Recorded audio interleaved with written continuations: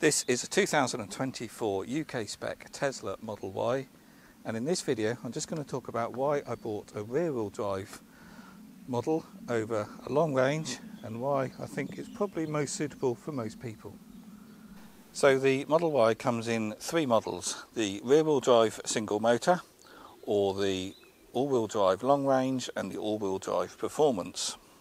But unlike the Tesla Model 3, the only differences between all the models is the powertrain. There is no difference between each model when it comes to the specification and the trim levels inside.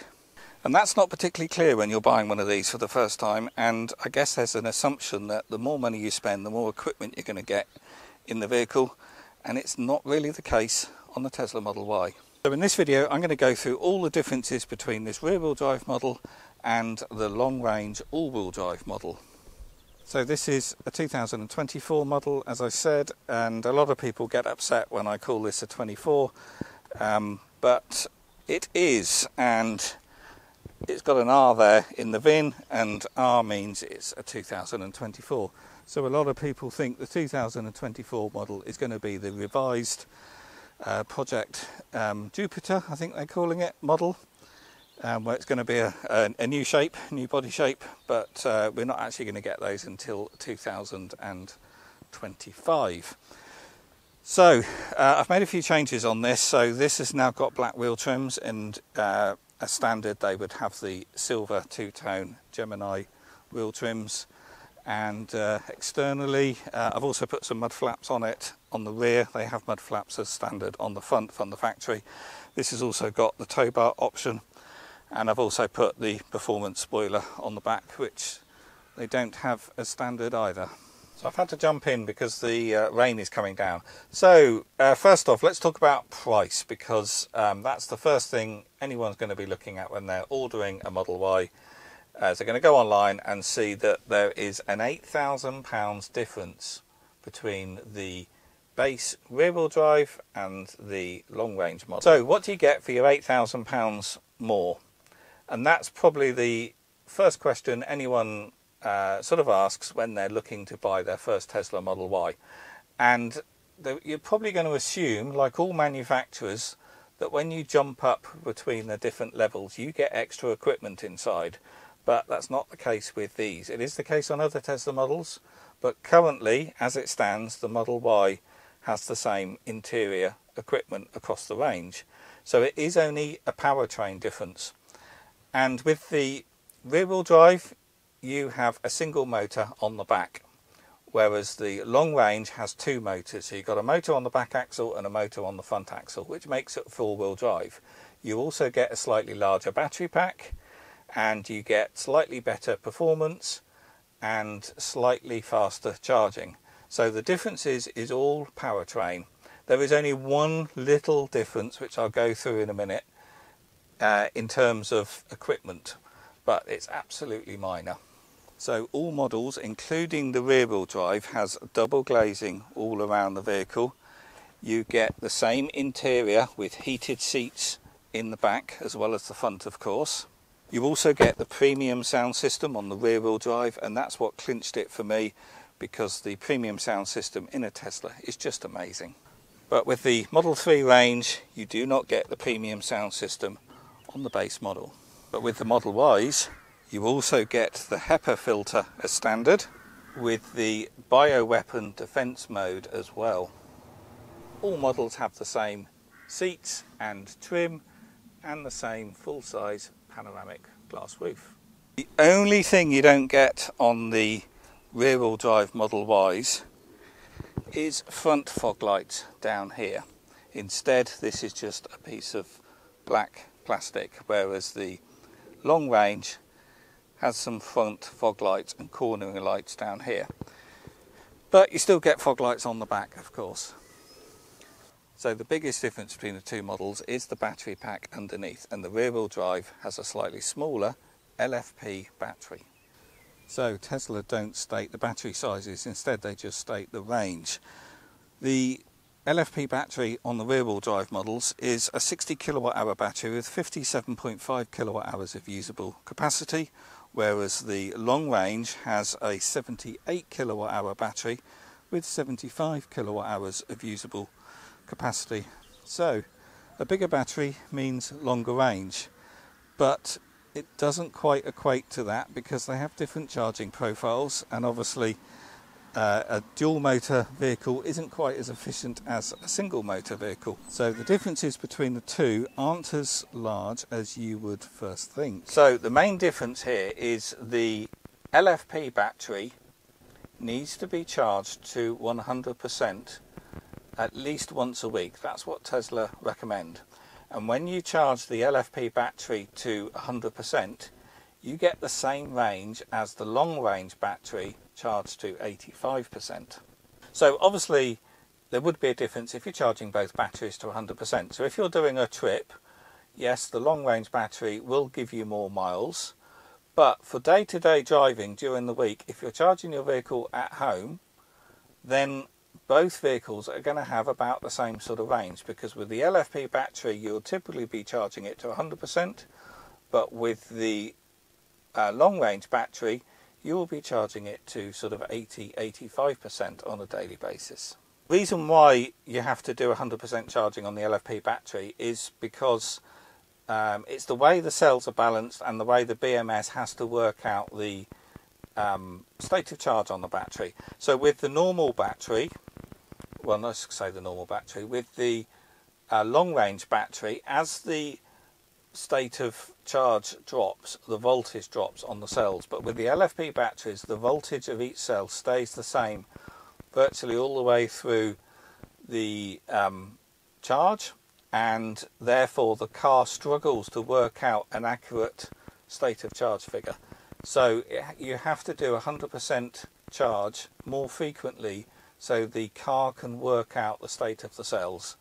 And that's the primary reason. But also an LFP battery is a little bit more robust and it can handle the 100% charging better than the standard battery can. The downside of it is it's not quite so good in the winter. It doesn't like the cold as much as the standard battery. So there are swings and roundabouts with both, but the difference primarily in the range isn't as much as people first think. In the UK, all our Model Ys come from China because that's the only factory that make right-hand drive vehicles, and the LFP batteries have CATL cells, so they're a bit different to the Berlin and US made cars, which are now fitting BYD cells in their LFP batteries. But Tesla do keep changing things, so from those other two factories they're not always the BYD cells on the rear-wheel drive cars. So a lot of EV haters go on about lithium and cobalt and children mining in Africa. That's actually for the cobalt, but the LFP battery has no cobalt in it whatsoever and also no nickel. And it is also more robust against fires. Not that fires is a problem with EVs at all. That's another thing that gets completely exaggerated. But the downside of an LFP battery, as I said, is they are less dense and they do perform worse in the cold. So the slightly worse winter performance of the LFP battery just really wasn't an issue for me. And certainly it was worth the £8,000 saving over the long range model. But for most people, if you're going to be charging your car overnight while you sleep, then the LFP battery at 100% is going to give you the same range as the long range battery at 85%. So for your normal weekly use, your commuting and all the sort of driving you do during the week, then there is no difference between the two batteries. It's only when you're doing those occasional long distance trips that the long range model will get you that little bit further. But again, that's something that swung it for me with the LFP battery, is I get free supercharging on this car. Tesla were doing an offer at the end of last year to transfer your free supercharging from an older Tesla to a new Model Y, and I had a 2014 Tesla Model S with free lifetime supercharging, and that got transferred to this car. So for me, having the smaller battery has a bit of an advantage when I'm doing long distance driving. Okay, I've got to do maybe one extra supercharging trip, but when it's free, that's better for me in terms of running costs than charging it fully to home before I start the trip. The next difference between the two vehicles is charging speeds. the rear-wheel drive with the LFP battery has a maximum charging rate of 170 kilowatt, whereas the long-range model with the larger battery can charge at 250 kilowatt. But again, those differences aren't as big as you would first think, and in reality there's not a huge difference between the two cars. But of course most people are going to be charging at home majority of the time anyway, and therefore the charging speed doesn't even come into it. It's only when you're supercharging. But the LFP battery on the rear wheel drive will charge in 18 minutes and add 360 miles per hour on average, whereas the long range will charge in 27 minutes and add 400 miles of range an hour. But of course the long range has a larger battery, and that's why it takes longer to charge, but then you are going to get further on that charge. So next, one motor versus two. So the rear wheel drive version obviously just has a motor on the back driving the rear wheels, whereas the long wheel drive has a motor at the front as well, so you've got four wheel drive. I test drove both cars back to back, and in normal use you can't tell, there's no difference. But of course it's when you get into the mud or snow or whatever, it will have an advantage having four wheel drive. But in reality, on normal roads, you don't really need it. The rear wheel drive certainly grips well enough. And in reality, actually, it comes down to tyres. I've proved this in the past with neighbours getting up a hill and getting stuck in snow. My car, my two-wheel drive car at the time on all-season tyres, could go up our hill, whereas our neighbour in a Discovery with four-wheel drive on summer tyres couldn't, and I proved that quite a few times. So actually, you can improve the car's traction with appropriate tyres for the conditions much more than you can having that extra motor. So personally, I would have liked four-wheel drive. Certainly that would have an advantage when you're towing or if you're going in a grassy field or something. But again, it wasn't worth the £8,000 premium. So next, let's talk about performance, because there is a difference between the rear-wheel drive and long range when it comes to performance. They both have the same top speed. It's just the acceleration, because having that additional motor on the front does obviously give you more power. So the rear wheel drive does 0 to 60 in 6.6 seconds, whereas the long range is 4.8 seconds. So yes, on paper that is quite significant, but again, in real life there isn't much in it. This is still a very fast car, and Teslas are all fast, and there's not many times where you're putting the foot to the floor. So again, I test drove both back to back. I had a few days gap between the two, and I couldn't really see there was much difference. The long range certainly had a bit more of a punch when you accelerated, and it did chuck you back in the seat a little bit more, but you had to be planting your foot on the accelerator, and we just don't drive like that in the real world, many times anyway. So for me, it wasn't worth the extra. This is still plenty fast enough. So currently these cars shipping from China for the Chinese market only have a slightly improved performance on the rear-wheel drive models. So they're doing 5.9 seconds, which is 0.9 of a second more. So maybe, I might be clutching at straws here, but possibly there might be a future software upgrade for these, an over-the-air upgrade, which will improve the performance of these previous generation rear-wheel drives. They've done it in the past with other vehicles, so it might come down to these as well at some point in the future. So finally, why did I choose this spec and this colour? So when you're looking at a Model Y, the white is the standard paint, and this is actually metallic white, not that you'll be able to see it in this weather. But the other colours added an extra £1,000 to £2,000 on top. And initially I thought I wanted the grey, but when I was at the Reading showroom, they had a white and a grey parked next to each other, and I just thought the white looked better. It just showed off the shape and the bulk of the car. It just looked a better car in white than it did in the grey. The grey did look just a bit dull, so I had intended to buy the grey, but at the last minute I changed to white. But there are an awful lot of white ones on the road, of course.